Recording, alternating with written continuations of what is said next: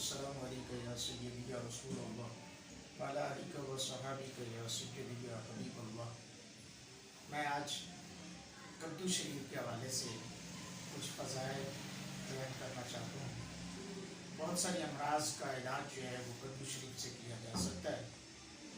कद्दू शरीफ को एक सालन या ग़िज़ा के तौर पर इस्तेमाल किया जाता है, मगर ये बहुत सारी अमराज में भी शफा याफ्ता साबित हो सकता है और हुआ है। दांतों के अमराज के लिए, किसी के दांतों में तकलीफ़ हो, उसके लिए ये नुस्खा ये है कि कद्दू का गूदा 5 तोले, लहसुन 1 तोला, दोनों को मिलाकर 1 किलो पानी में खूब पकाएं और आधा जब पानी रह जाए तो इससे कुलियाँ की जाएं तो दांतों की तकलीफ़ दूर हो सकती है। होंठों की तकलीफ़ का इलाज भी कद्दू शरीफ से होता है। जिस शख्स को होंठों का मर्ज लाहक हो वो कद्दू का गूदा और शीरी मीठा गूंद कतीर और दोनों बराबर वजन लेकर बारीक कर ले, रात को सोते वक्त होंठों पर लेप कर ले, इंशाअल्लाह रहमान ये मर्ज जो है वो ख़त्म हो जाएगा। फिंसियों का इलाज भी कद्दू शरीफ से होता है। तो जिस शख्स को फिंसियाँ हों तो वो कद्दू शरीफ का पानी निकाल कर फिंसियों पर निकाले तो इंशाअल्लाह रहमान जो है उसकी फिंसियाँ वो ख़त्म हो जाएंगी।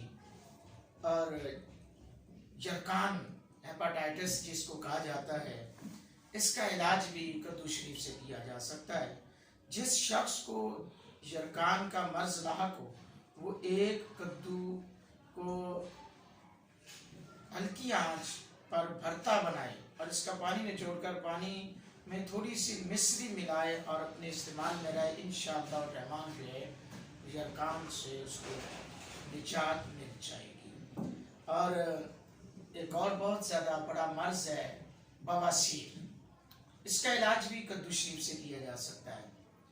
जिसको खूनी या बादी बवासीर का मर्ज लाहक हो वो कद्दू का छिलका हस्बे ज़रूरत ले, उसे खुश्क करके, कद्दू के जो छिलके होते हैं उनको लेकर खुश्क करके बारीक करे तो दवाई तैयार कर ले, यानी कि बारीक करके तो सुबह शाम 6 माशे यानी 1 चम्मच इस्तेमाल करने से इंशाअल्लाह रहमान जो है बवासीर जो है उसका खात्मा हो जाएगा।